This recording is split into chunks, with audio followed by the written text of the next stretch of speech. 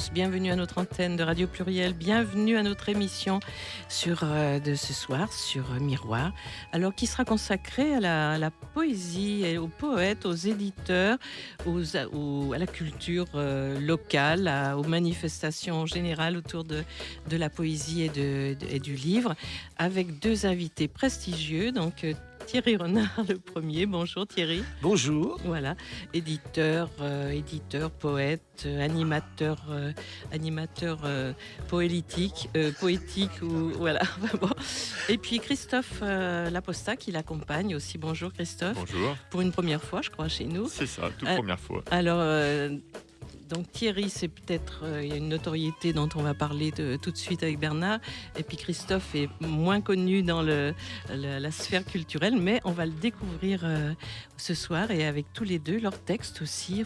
Et une belle manifestation qui se prépare. Alors notre ami Bernard, je crois, a préparé des petites choses pour accompagner Thierry Renard et sa venue. Bonsoir à toutes, bonsoir à tous, bonsoir Christophe, bonsoir Thierry.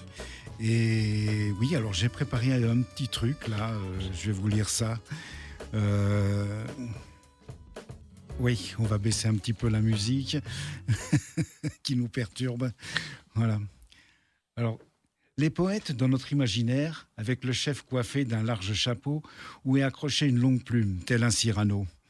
Nous les voyons en chemise de chanvre ou de lin, ouverte sur leur torse, une veste verte, marron, jaune ou rouille, couleur des deux printemps. Tel un Villon ou Rudebeuf, nous les percevons en maillot de bain sur une plage, à dessiner les mots au bout d'une fine baguette sur le sable. Mots que l'on viendra lire, déguster au fil de la marée, poésie éphémère. Nous les percevons aussi derrière un micro, louer, chanter, déclamer les mots de l'amour, la souffrance, la joie, les couleurs de la vie. Bienvenue à la poésie avec ces mots pour effacer les mots. Alors, je voulais poser une question, justement, qui s'adresse aussi bien à Thierry qu'à Christophe, mais on va commencer par Thierry. Qui êtes-vous, monsieur Thierry Renard ? D'abord, peut-être juste dire que ça fait plaisir d'être ici, parce que ça faisait un petit moment que je n'étais pas venu, donc je suis content. Qui je suis ? C'est une question... Qui suis-je ? C'est pas pour botter en touche que je dis ça, mais c'est Pier Paolo Pasolini qui a écrit un magnifique poème d'une trentaine de pages qui s'appelle « Qui je suis ?» mais avec un point. Il n'y a pas d'un point d'interrogation, c'est un point. Je suis quelqu'un qui écrit depuis l'âge de 13-14 ans. Et j'ai eu la chance, on peut le dire, puisque maintenant la structure que je dirige aujourd'hui, l'Espace Pandora, a dépassé les 35 ans d'activité. J'ai eu la chance de vivre de mes passions, et il se trouve que ces passions tournent tout autour du livre et de la lecture, et on va dire de la poésie en particulier. Donc c'est vrai, comme l'a dit Michel, je suis à la fois poète, parce que j'écris, c'est peut-être mon activité la plus régulière d'ailleurs, et nocturne. Et puis, je suis d'une certaine façon un éditeur, même si je pense que c'est pas mon activité principale, parce que je suis d'abord un agitateur avec l'Espace Pandora et un organisateur d'événements, et puis parfois, et comme ça a été dit aussi, un animateur d'ateliers d'écriture pour tous les publics, et en particulier pour les publics qui sont un peu loin de la chose poétique, justement. J'ai bien répondu. Oui. Je pense qu'on va poser aussi la même question à Christophe Laposta. Qui êtes-vous, monsieur Christophe Laposta ? Eh ben, moi, je suis pareil, un petit peu plein de choses. J'ai mis un petit peu plus de temps à venir à la poésie. J'ai attendu d'avoir une vingtaine d'années pour le faire. Et au début, j'écrivais vraiment juste pour moi, en pensant que ça servirait peut-être pas à grand-chose, mais juste comme ça. Et puis petit à petit, je me suis rapproché de l'Espace Pandora parce que j'avais pas de travail et que j'avais plein de temps pour écrire. Alors, je suis allé chercher des structures où c'était possible de le faire. Et donc, j'ai ouvert les portes de l'Espace Pandora. J'ai trouvé une place pour venir écrire auprès d'eux, auprès des auteurs qu'ils accueillaient toutes les années pour leur résidence littéraire. J'ai fait ça pendant 5-6 ans, et puis un jour, il se trouvait qu'il y avait une place de libre. Donc je l'ai prise, je l'ai volée sur le passage rapidement, je me suis assis dessus tout de suite. Et depuis, je travaille à l'Espace Pandora et je suis médiateur culturel. Donc j'essaye de faire voyager les mots un petit peu de partout, là où on nous ouvre les portes. Et il paraît que je suis aussi un petit peu auteur, du coup. Alors j'ai pas l'habitude de le dire, mais mon chef m'encourage à le dire vivement, donc je suis auteur aussi. Merci. Voilà, c'est dur de se présenter comme ça. Ah, c'est pas Juste facile, en faut blanc, reconnaître. C'est des pièges. Alors, je repars sur ce que disait Thierry, j'écris tous les jours. C'est vrai que sur ton Facebook, j'ai plaisir à voir ces petits poèmes que tu places comme ça tous les jours, c'est vrai. Presque, oui. Avec les humeurs du temps, avec ce qui se passe, mais pas seulement. Quand tu es en Italie pour retrouver tes racines et qu'on sent les couleurs de l'Italie, quand il y a des élections terribles où on sent la morosité qui arrive, enfin bon, aux couleurs de la vie. Donc tu postes comme ça des petits poèmes en 4 ou 5 strophes. Des fois, il y a des grands textes un peu très longs. Un peu trop long, d'après ce qu'on m'a dit. Pour le Facebook. Mais c'est un accompagnement tous les jours, cette écriture. Est-ce que ça l'est aussi? C'est indispensable pour toi? En fait, c'est vrai qu'à partir du moment où j'ai commencé à écrire, je crois que je me souciais pas non plus réellement des lecteurs, en fait, mais c'était vraiment comme un besoin vital. Et je m'aperçois, alors maintenant je suis quand même un peu plus serein, l'âge étant passé par là, mais quand même, quand je reste par exemple plusieurs jours sans rien écrire du tout, T'es mal. je suis mal. Ça répond vraiment à un besoin vital, un peu comme une sorte... C'est peut-être ma façon à moi de ne pas aller chez le psychanalyste. Ça répond peut-être plus facilement à mes interrogations. Le monologue est peut-être plus sympa. Mhm. Peut-être c'est aussi le souci du présent, parce que dans tes textes, les derniers textes, tu parles, et tu n'es pas le seul pour parler de ça. Les grands poètes en ont tous parlé.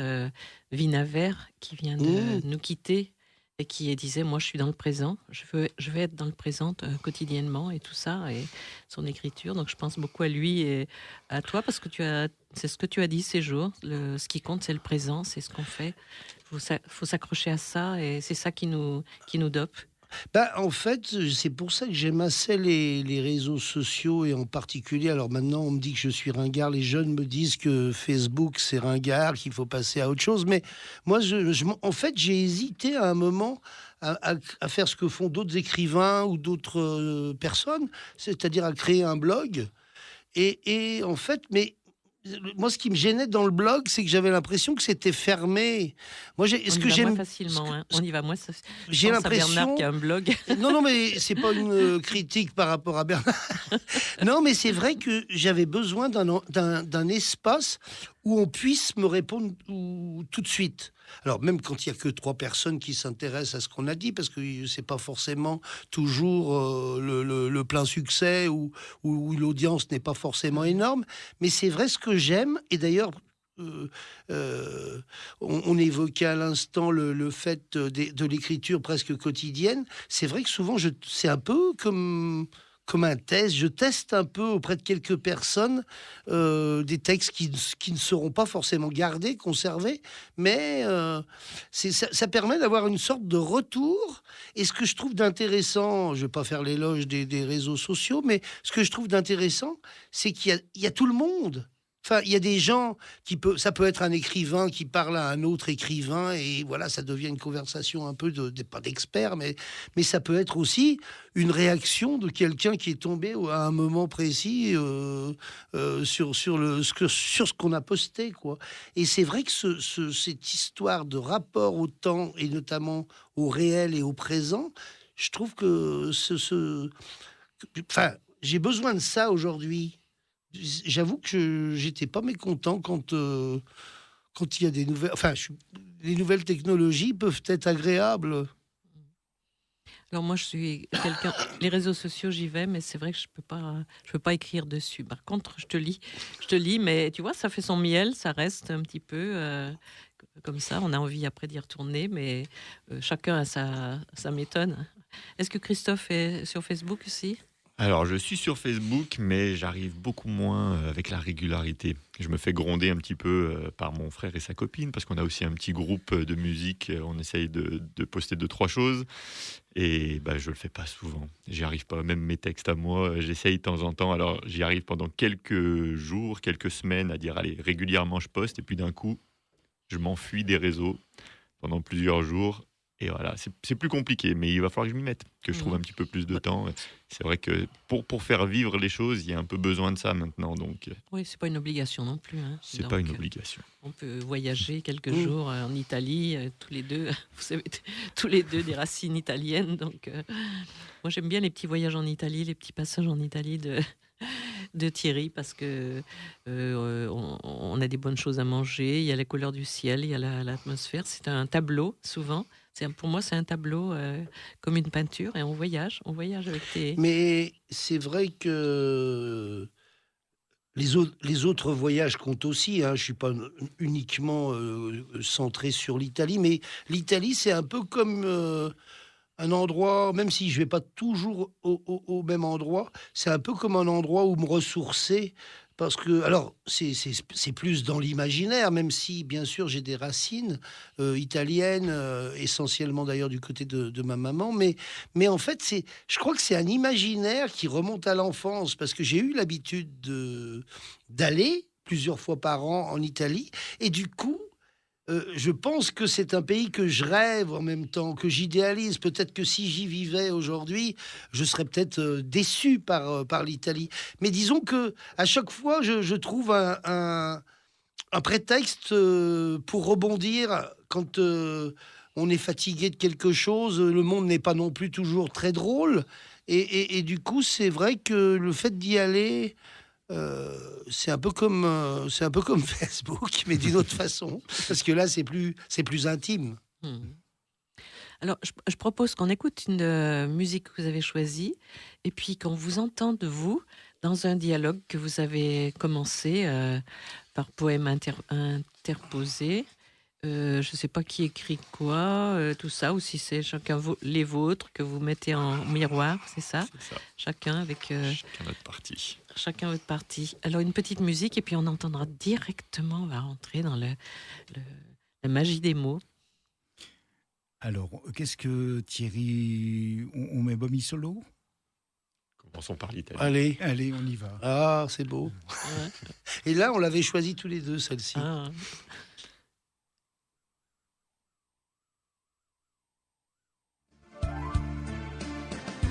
Da una lacrima sul viso ho capito molte cose,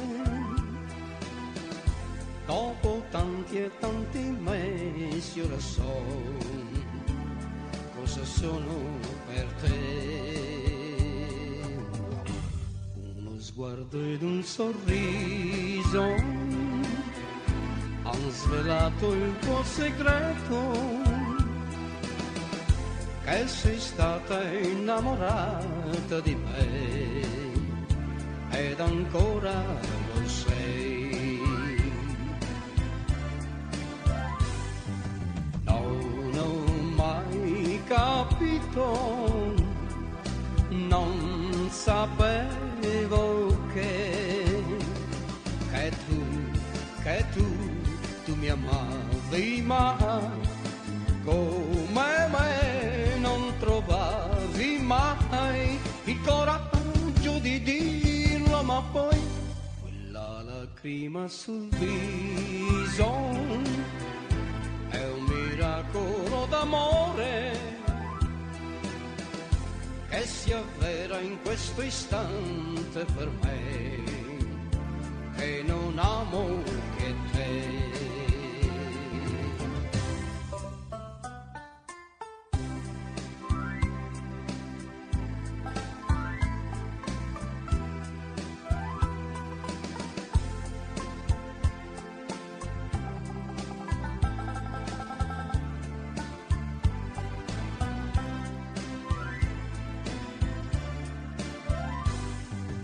Non ho mai capito, non sapevo che che tu mi amavi mai, come me non trovavi mai il coraggio di dirlo, ma poi quella lacrima sul viso è un miracolo d'amore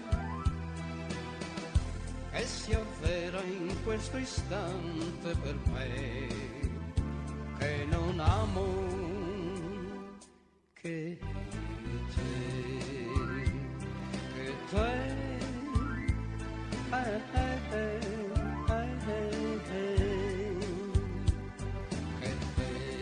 Exposition et actualité des bons livres, les auteurs se racontent.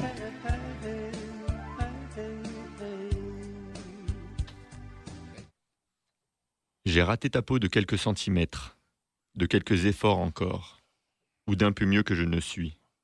Le temps figé par la fenêtre, les rues vides autant que mon corps, je t'aurais voulu à 2 bras d'ici. Étoiles et lunes mélangées, dirigées vers le ciel, au-dessous l'eau reflète toute la lumière de nos vies. Avoir l'œil cinématographique, ma ville, dérive lente, long cheminement, ma ville, après la corvée le soir ou au petit jour, toi, parmi d'autres, égaré, trop d'excès, de tromperie, la parole du poète nécessite un renouvellement. Ici est le lieu où j'ai cru me compromettre. J'ai raté ta peau de quelques promesses, qui n'étaient pas les bonnes ou pas destinées au bon appel. Plusieurs coins, toujours la même pièce, le printemps figé, parce que c'est mieux comme ça. J'aurais voulu nous allonger sous le même cadre de ciel. Nick Cave nous escorte dans ces soirées d'ordinaire solitude. Tout le monde se rassemble sur les pelouses muettes. La musique perce notre inconnu. La pureté du possédant, l'éclat de sa voix fière, son air débonnaire, tout cela indique déjà la sortie. Abus des signes ostentatoires. Il faudrait trouver quelqu'un pour condamner la fermeture de l'usine. Trouver quelqu'un qui, en somme, rendrait justice. Nos rêves ont disparu derrière les palissades. J'ai rayé ta peau de quelques désirs, de quelques envies asynchrones, ou de rien à part moi en commun. De l'air sans courant, sans partir, on surgèle pour plus tard, des pincées d'arômes. Je t'aurais voulu même rare, juste un brin. Ici, même l'art est politique. Dans la ville, jamais rien n'est neutre. Les ombres de Jean Jaurès et de Karl Marx pointent leur nez et, en été, nous ajoutent. Nous ne savons rien de ce qui nous arrive, de notre espace et de notre passé les plus lointains. Ma ville, mon bled, ma savane urbaine, ma jeunesse oubliée sous les gravats du temps, ce pays où l'on salue, ma langue vivante, mes traces et mon grand incendie. J'ai raté ta peau de quelques impossibilités, de tout ce qui ne peut être en partage, ou de ne pas être plus que moi, de mes limites et de quelques mètres carrés. Je me glisse dans l'oubli de tes bagages. J'aurais juste voulu une première et dernière fois. Chronique insatisfaite, chronique d'un indigné, nostalgie des origines, nostalgie de la lumière, la grande énigme, dernière tentative de restitution de la parole du poète. Nous avons refusé les phrases mensongères. Nous sommes tous des sans-mêlés. Voilà. Bravo pour cette première étape, un dialogue bien orchestré. C'est tout préparé pour une lecture officielle ou c'est une première partie. On s'est entraîné une première fois déjà sur une exposition. Et puis on verra, on fabriquera peut-être quelque chose de plus long, de plus fabriqué pour plus tard. Ouais, moi j'aime beaucoup. C'est d'ailleurs ça que j'aime dans la poésie, c'est le rapport un peu à l'oralité. Pour moi, le théâtre et bon, c'est pas très original ce que je vais dire, mais le théâtre et la poésie sont tellement intimement liés.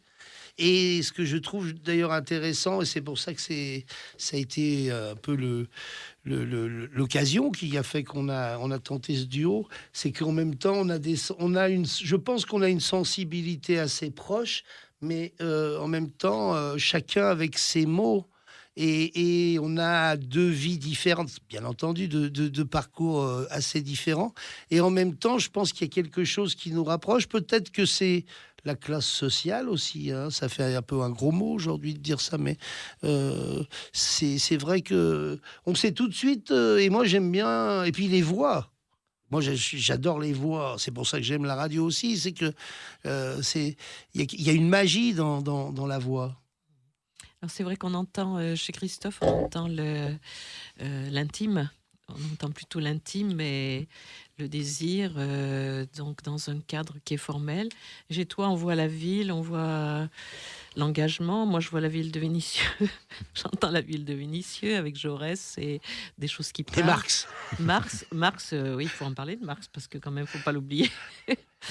La ville de Vénissieux avec aussi ses couleurs, ses gens différents, voilà la ville des gens mêlés, toutes les origines mêlées. Donc je l'entends fortement dans ton texte et tout. Et là, c'est quelque chose que vous partagez à Vénissieux. Qu'on partage, je pense, chacun. Et puis en même temps aussi au niveau de l'espace Pandora dans nos activités. Moi, j'ai beaucoup moins de voyages en Italie à mon actif. Je voyage beaucoup à Vénissieux, du coup. Mais oui, c'est une ville qui nous a réunis, du coup, et où on aime agir. On aime faire des choses, rencontrer du monde. Donc, c'est vrai que ça s'entend peut-être. Donc vous êtes toujours à Place de la Paix, donc vous avez déménagé, donc vous êtes plus Place Alors, de la Paix. on est toujours Place de la Si. Paix, mais en face, c'est au rez-de-chaussée. Ah oui, d'accord, c'est Et, toujours et donc, on vous invite les uns Une et belle les adresse. autres à venir nous voir, parce que c'est vrai qu'avant, c'était un petit peu un exercice, surtout si on était chargé. avec des petits escaliers. Et quand on recevait les livres, c'était un peu compliqué. Il fallait monter les 2 étages sans ascenseur. Aujourd'hui, on est de plein pied, puis c'est assez dégagé. Puis juste à 2 mètres de notre porte d'entrée, on a une boîte à livres où les gens peuvent échanger. Et ça, c'est quand même assez beau aussi de voir ce qui s'y passe. C'est super, les boîtes à livres. Même la police municipale Bien. emprunte des livres. C'est une belle occasion de faire revivre le livre. Moi, j'ai un copain qui les laisse, qui a Villeurbanne, il les laisse sur les bancs, lui. Il laisse des petits tas sur les bancs, puis il revient. Le petit tas a déménagé et tout ça, ça se partage et c'est un plaisir. Donc, on vous a entendu sur des textes qui ne sont pas publiés, j'imagine, qui sont encore tout vierges de papier. Ils sont quand même imprimés un petit peu, il y a de l'encre quand même, mais qui vont peut-être finir dans un livre relié ou pas. Alors, du coup, où est-ce qu'on en est des derniers livres de publication de l'espace, de l'éditeur? Là, on va passer à l'éditeur La Passe du Vent, qui est monsieur l'éditeur, qui est toujours Thierry Renard à côté de moi. Sauf qu'il s'est marié, il m'a dit tout à l'heure, il s'est marié avec un autre éditeur qui s'appelle comment déjà? La Rumeur Libre. La Rumeur Libre, oui. En fait, le hasard fait que le fondateur de la Rumeur Libre, c'est Andrea Iacovella. Il a quelque chose à voir avec Vénissieux, puisque quand il est arrivé d'Italie, il y a maintenant, je ne sais plus combien d'années, mais ça fait longtemps, il était jeune. Et une partie de sa famille était déjà à Vénissieux. Il habitait chemin du Laquais. Je ne sais pas où il habitait, mais... Il y a beaucoup de gens d'Italie au chemin du Laquais. Chemin du Laquais, mais ils étaient souvent de la même région d'Italie. Oui, d'ailleurs, je me suis aperçu Oui. que beaucoup d'Italiens venaient du même endroit. Et il se trouve qu'on s'est connus à l'époque. Moi, j'animais le club théâtre de la MJC de Vénissieux. Et lui, il avait déjà, je pense qu'il a une dizaine d'années de plus que moi. On s'est connus à cette époque, mais il n'était pas encore éditeur, mais il avait une revue qui s'appelait Fissure, et qui est une revue qui a compté sur Lyon dans les années 60, fin des années 70, début des années 80, qui publiait à la fois des auteurs, des textes, des poètes, mais aussi des plasticiens. Et il connaissait Madeleine Lambert, qui a été une figure importante à Vénissieux, plasticienne et directrice de l'espace art plastique. Et on s'est perdu de vue. Après, puisqu'il a quitté Vénissieux, et il a fait toute autre chose dans sa vie professionnelle. Et puis, en 2007, il m'a écrit une lettre pour me demander la permission de choisir pour nom de sa maison d'édition, comme nom d'éditeur, La rumeur libre, puisque c'était un livre que nous avions publié, un livre du poète Patrick Lepin, bien connu des Lyonnais notamment. Et du coup, bien sûr, je lui ai dit oui. Et quelques années plus tard, on s'est retrouvés dans des salons, dans des festivals. Et il nous a confié avant notre mariage, il nous a confié depuis 4-5 ans la rédaction, le comité de rédaction, le suivi de la rédaction, oui, un petit peu l'animation de la revue Rumeur, qui est la revue des éditions. Et du coup, on a fini par concrétiser nos liens le 1er janvier. On a profité des confinements successifs de 2020. Et le 1er janvier 2021, on s'est officiellement mariés, La Passe du Vent et La Rumeur Libre. Qu'est-ce qui a marqué en tant qu'éditeur alors? Il y a les La deux. Rumeur Libre. C'est La Rumeur, oui. Donc ça reste là. Et oui, La alors Passe du Vent, ça n'existe plus. Alors les livres de La Passe du Vent continuent jusqu'à leur épuisement, on va dire, à être... non, il a fallu choisir un titre. Et c'est vrai que... on a fini par aller du côté de La Rumeur Libre. Et puis il y a un côté un petit peu moi je sais pas pourquoi ça me fait penser un peu à Prévert. Il y a quelque chose, peut-être que c'est le mot libre, hein, mais il y a quelque chose. Bon, j'aimais beaucoup La Passe du Vent aussi, hein, il y avait Parole d'Aube avant. Parole d'Aube, alors Parole d'Aube, là ça a été autre chose. Ça a vieux, été ça. On remonte à vieux. là c'était dans ma vie précédente. C'est toujours la même filiation, mais on peut changer de nom dans au cours de sa vie. Hein. On peut changer de nom. Il y a des pseudos, il y a des évolutions. Ouais. Mais moi, je me rappelle de la revue de Parole d'Aube. Il y avait une revue au début. Aube qui avait pour slogan le vers de Rimbaud, j'ai embrassé l'aube d'été. Voilà. On reste avec les poètes quand même. Donc à Pandora, maintenant, c'est Rumeur Libre. Oui, alors la maison d'édition, c'est La Rumeur Libre. Et l'espace Pandora, vu que a été créé sous l'espace est né sous les yeux, sous le regard d'Ava Gardner. Là, on peut pas changer. Non, on peut pas quitter Ava Gardner quand même. Puis il faut ouvrir la boîte toujours, quand même un petit peu. C'est Christophe maintenant qui l'ouvre. Qui ouvre la boîte de Pandore. Alors donc, Rumeur Libre, c'est une revue qui est mensuelle, trimestrielle, annuelle. Alors, la revue et l'édition. Alors la revue est, on va dire, semestrielle. C'est pas du tout le même genre de revue justement que celle qu'on animait avec Aube. C'est une revue plutôt livre. Ça fait partie de ces revues qui sont des livres en fait. Et par contre, les éditions, nous, on a conservé nos collections qui existaient à La Passe du Vent, et la Rumeur Libre a conservé les siennes. On a fait un peu le ménage, on a toiletté un peu tout ça, mais du coup, en étant réunis, on publie je dirais, à peu près entre 25 et 35 livres par an, c'est pas mal, ce qui est quand même beaucoup. Ah oui, à deux. L'union fait la force. Alors, dans les dernières publications, donc confinement, tout ça, on a brassé, on a communiqué autrement, on a beaucoup plus écrit pendant le confinement, où on s'est confié aux mots quand on ne pouvait pas sortir. Qu'est-ce qui s'est passé cette période? Ça a généré des belles choses?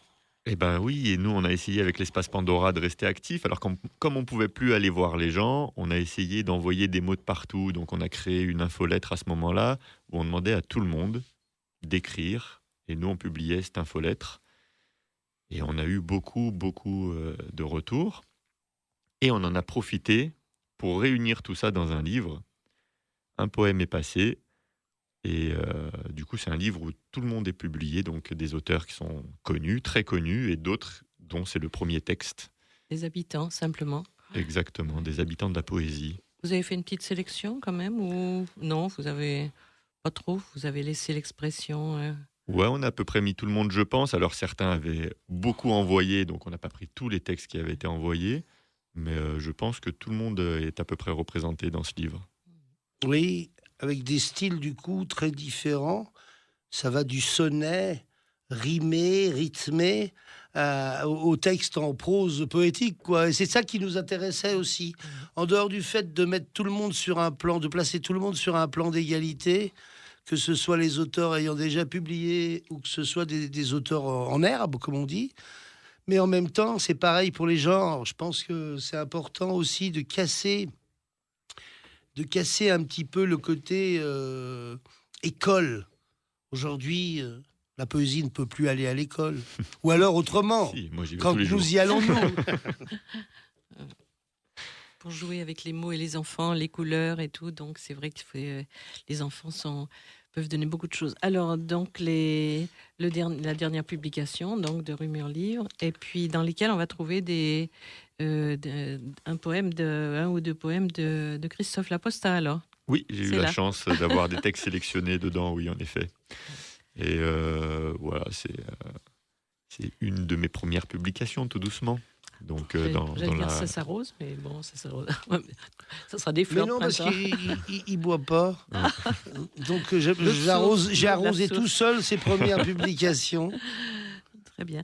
Alors, par exemple, ça a donné lieu à des rencontres après, et des expressions, comme par exemple le duo que vous faites là aujourd'hui. Est-ce qu'avec les habitants, il y a eu une suite sur ces poèmes envoyés pendant le confinement? Il n'y a pas eu de rencontre, il n'y a pas eu de...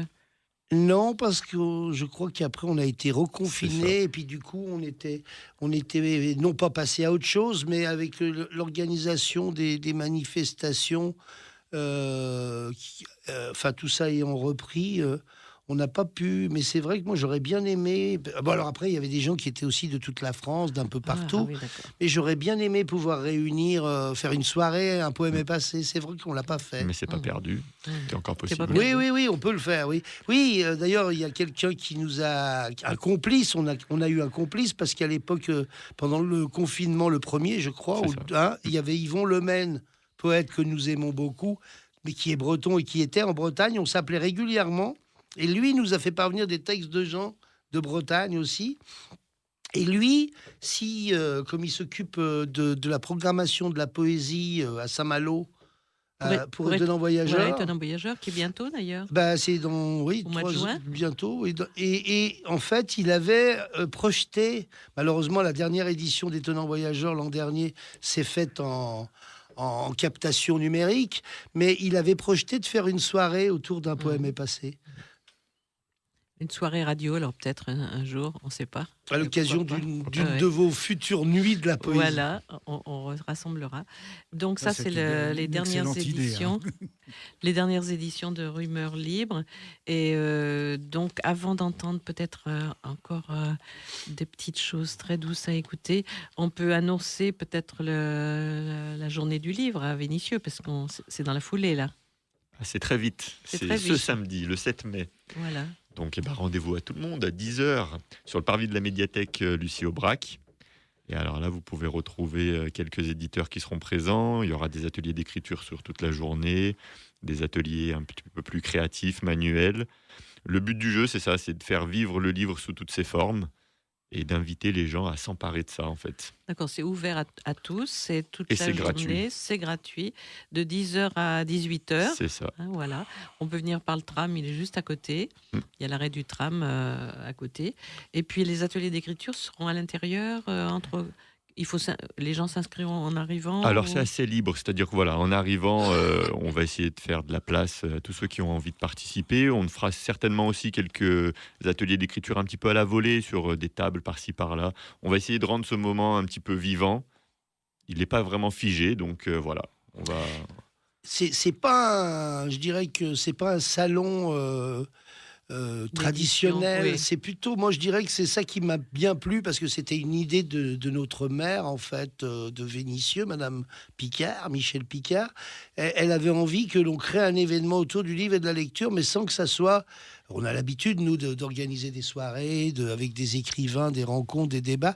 Elle avait envie d'un événement un peu festif. Et c'est vrai que je pense que c'est l'état d'esprit. Et puis, c'est de 7 à 117 ans. Alors après, là, il y a une petite incertitude. Enfin, pas une incertitude. Moi, j'ai toujours une petite inquiétude. C'est que ça fait 2 ans qu'on ne l'a pas fait en vrai. Et du coup, c'est du plein air. Donc déjà, on est toujours un peu tributaire du temps qu'il fait. Et puis, on a toujours un petit peu peur. On a envie on aimerait tellement pouvoir toucher toute la population. quelles qu'elles soient, toutes les couches sociales, tout le monde. Bon, il y a eu de belles années. Puis cette année, on a quand même la chance d'avoir deux de nos auteurs. On a le résident de l'an dernier, Arnaud Savoie, qui sera là.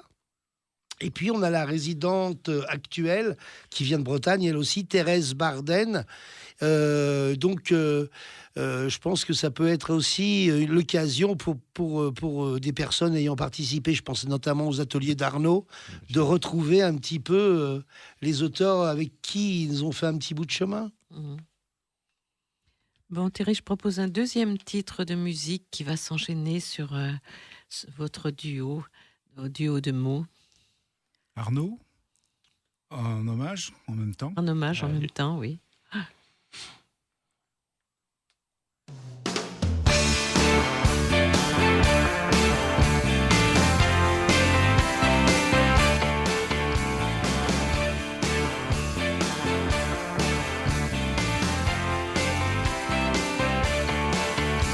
Des frigos, des multirobots, des îles, des vidanges, des gaz à gogo, des liquides toxiques pour bien qu'élastiques, et du silicone pour être esthétique. Ça fait moins peur de mourir à plusieurs. Avec ardeur, nous sommes nos fire.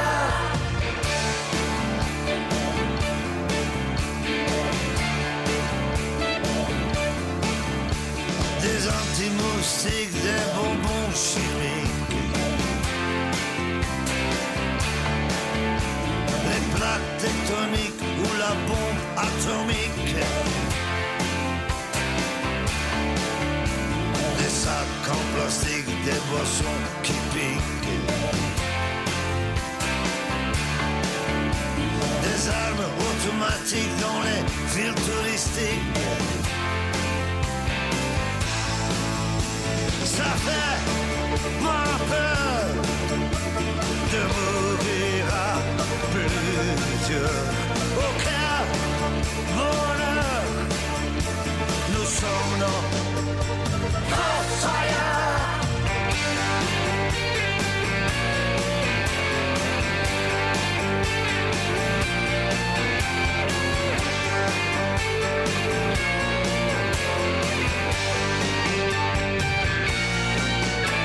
Des hommes politiques super fantastiques, sans aucune éthique au dessin tragique, des nostalgiques de la chaise électrique, des frustrés cyniques qui règlent le cirque. Ça fait moins peur de mourir à plusieurs. Avec ardeur, nous sommes nos fire. Ça fait moins peur de mourir à plusieurs. Aucun bonheur, nous sommes nos fire. Exposition et actualité des bons livres, les auteurs se racontent. Oui, c'était une musique vraiment d'actualité, ça. Mourir à plusieurs par Arnaud. Et comme il y a beaucoup de morts, fils de Rimbaud, même si je ne suis jamais parti ni très loin ni très longtemps, fils de Rimbaud, familier et étrange à la fois. Juste un peu d'encre, comme si ça pouvait compter un peu. Chasser l'ennui, le silence trop lourd, la fausse clarté de la nuit, chasser le temps perdu et se dire que, même si on ne rattrape rien, à partir de maintenant, on peut brûler un peu. Il n'y a pas que les étoiles qui en ont le droit.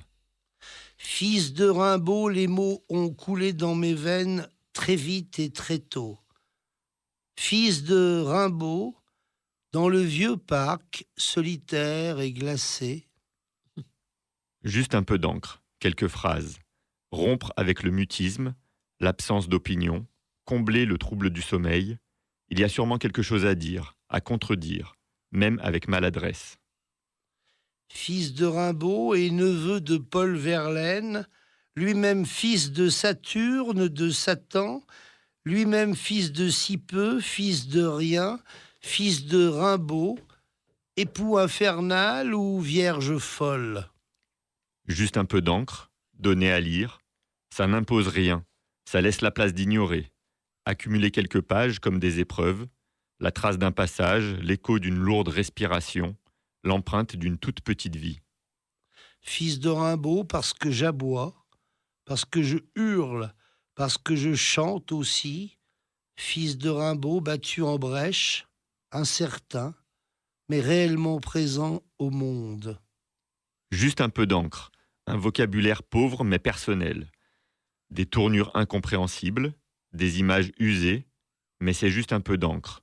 Juste un peu d'encre, une ombre sur du papier, souvenir de cicatrices au bord des yeux. Fils de Rimbaud encore, génial, désœuvré, décoiffé. Fils de Rimbaud, blues et jazz confondus. Poèmes et prose mêlés, sang ou larmes versées. Fils d'un rire éclatant, fils du soleil et du vent. Juste un peu d'encre pour offrir ou consommer sur place, pour frapper à des portes qui restent fermées. Ça fait bien longtemps qu'on ne bouscule plus. Juste un peu d'encre en ligne caressée et n'avoir rien d'autre comme peau. À dire ce que personne n'entend et surtout pas elle. N'oser que de loin, que de faux. Répétition théâtrale d'un acteur jamais à la hauteur, d'un acteur ignoré ou mauvais auteur. Fils de Rimbaud toujours, aucun alibi, pas d'aveu, forcément muet, devant tous les obstacles. Fils de Rimbaud, de retour de Venise, de Bamako, de retour de nulle part, et perdu au milieu des bruits. Juste un peu d'encre pour rien. Pour rien, mais c'est déjà ça. Et plus loin, juste un peu d'encre pour rien, ou pour un jour monter sur scène, attraper une écoute, créer du frisson ou juste un rendez-vous. Des gens différents sous un même son, quelques minutes unir. Fils de Rimbaud, pornographe amateur et pudique, que l'on tient à l'écart, admirateur de Yann Sodek et de la musique malienne. Fils de Rimbaud, timide, arrogant, impulsif et plaintif, j'ai déjà si souvent chanté tout haut. Juste un peu d'encre, un livre, aller chercher. Juste un peu d'encre et rien d'autre. Léger, volatile. Et finalement, presque encore absent. Très beau poème, ces deux. Il nous manque des musiciens. Bah on, oui. pourrait faire un album, Christophe. Allez, je te c'est tends la main. Moi, j'y vais, je On suis en, prêt. on en connaît, hein. Ah, c'est Il y vrai. aurait de très très belles harmonies. On peut même mettre de la kora pour les Maliens. Tu as parlé du Bamako, C'est tout à vrai l'heure. que... Ou du piano, ou du synthé, ou des choses. On fait un appel ici, tous ceux qui sont volontaires, on accueille. Amis de la musique, Mais vos poèmes bonsoir. se marient très très bien, je trouve. Ils se complètent très bien avec. On va retenir surtout cet appel qui est réitéré, que ce soit fils de Rimbaud ou fils. Ça me fait penser à Brel, fils de personne. Tu sais, voilà, il y a une adresse comme ça. Ou alors l'encre, cette encre qu'on voit revenir sur le papier pour l'écriture.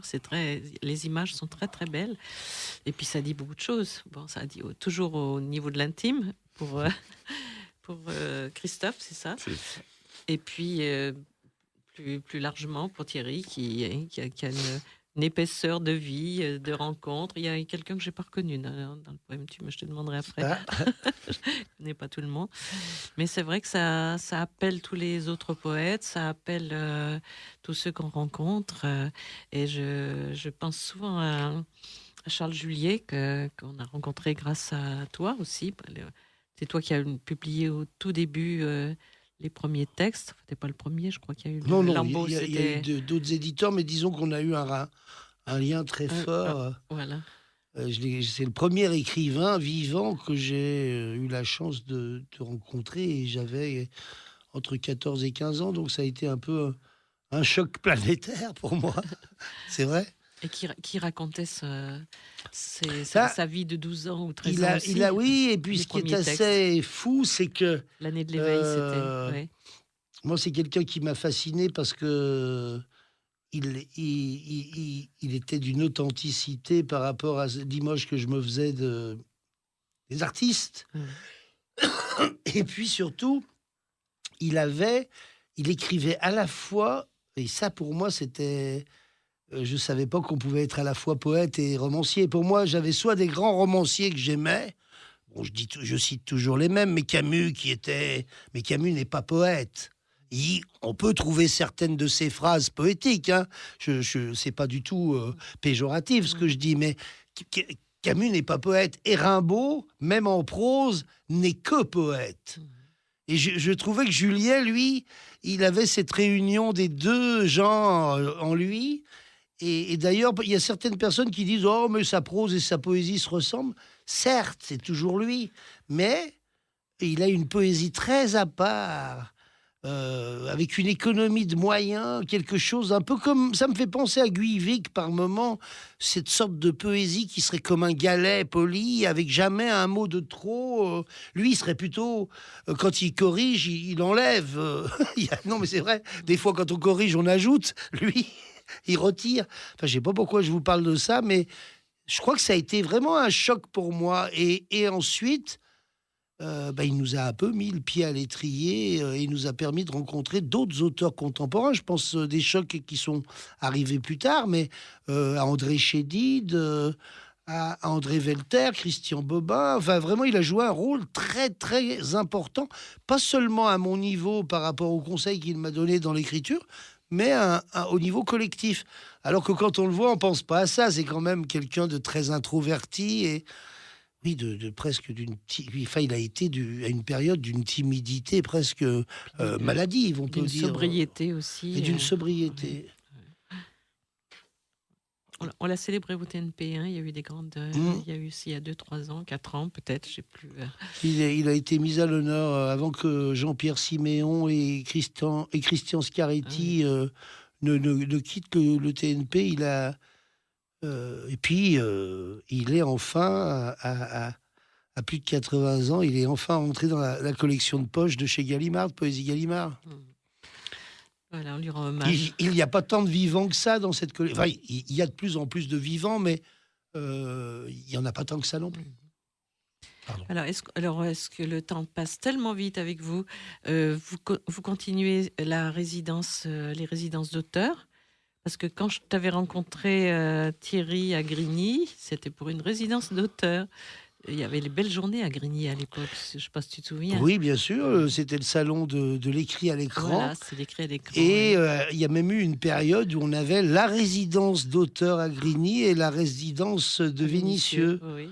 Et bon, ces temps sont révolus puisque le maire de Grigny de l'époque, René Balme, a quitté, enfin, il a perdu les élections, je ne sais plus, en 2013-2014, mais... Tout s'est arrêté. Donc, du coup, voilà, la politique a changé. C'est là qu'on avait vu La Ferrière ou pas?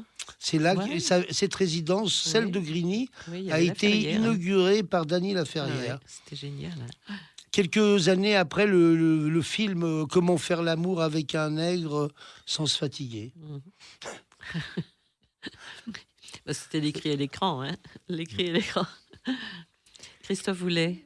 Juste pour dire que du coup Thérèse Barden, qui est donc en résidence cette année, est en train de terminer sa résidence. Donc pour tous ceux qui ne l'ont pas rencontrée encore, la dernière chance, c'est donc le jour du livre. Donc ce vendredi. Et ce samedi, Ce samedi 7 mai.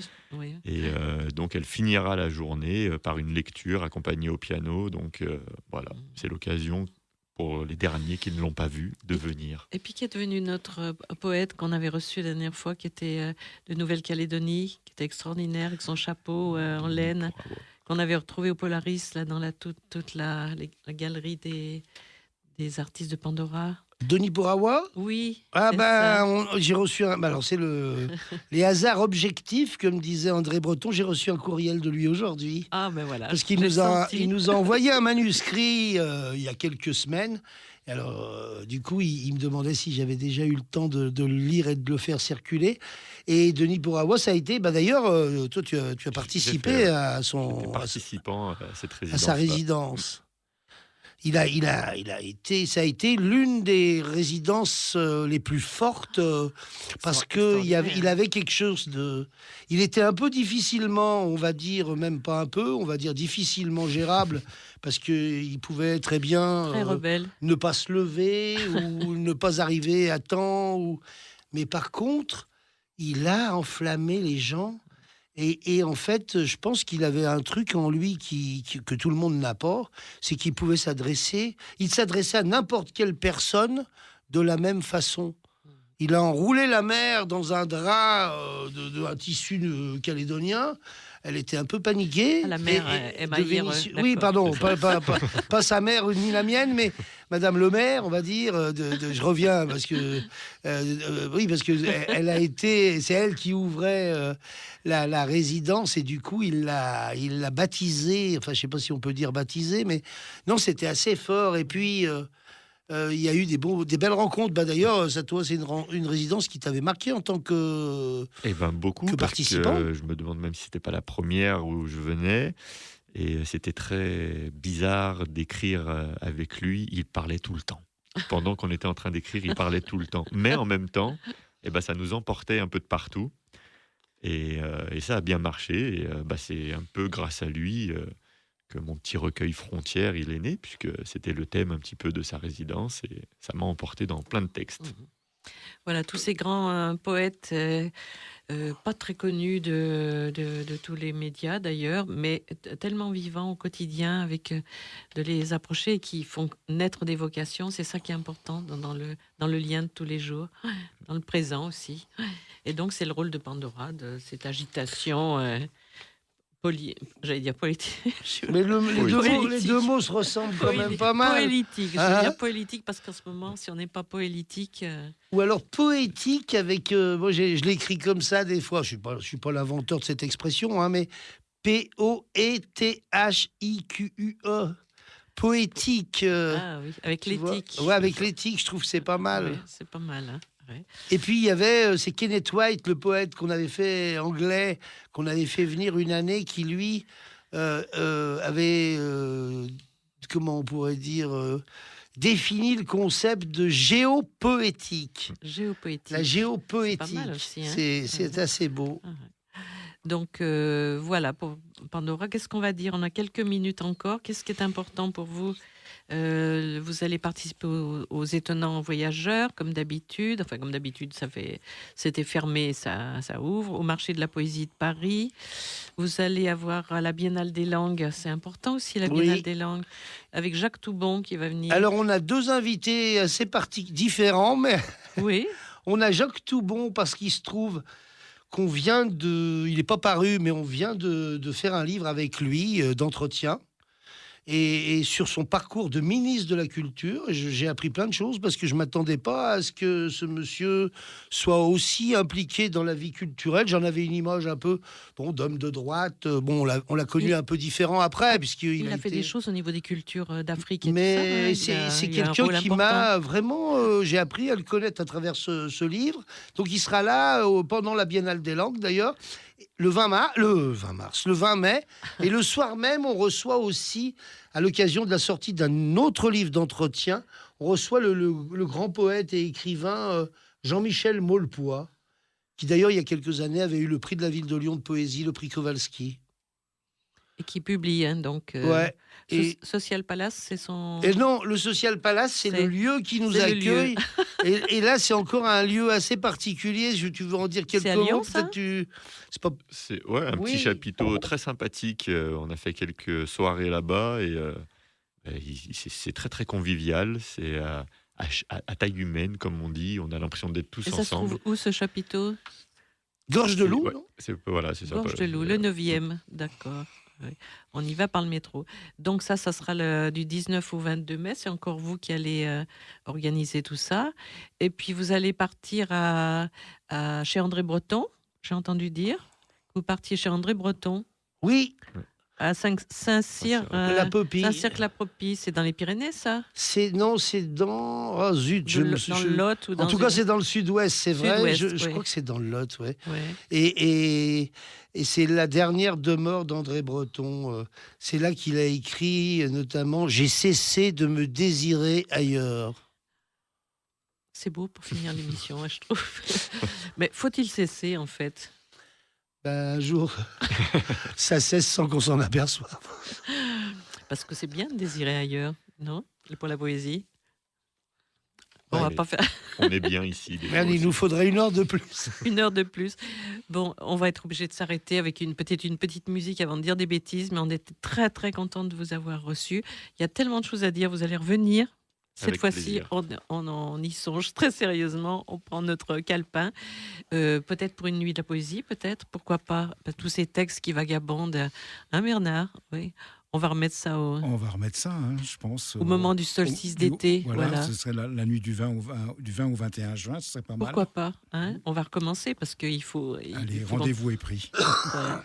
Merci à tous les deux. Et bien sûr, on retrouve toutes les nouvelles sur votre site www.pandora.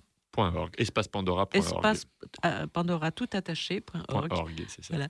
Merci à vous. Merci. Merci. Au revoir. Bon, au revoir, bonne soirée. Et une petite à musique bientôt. pour terminer, choisie par un de nos invités. Si on a le temps, on n'a pas le temps. On n'a pas le temps.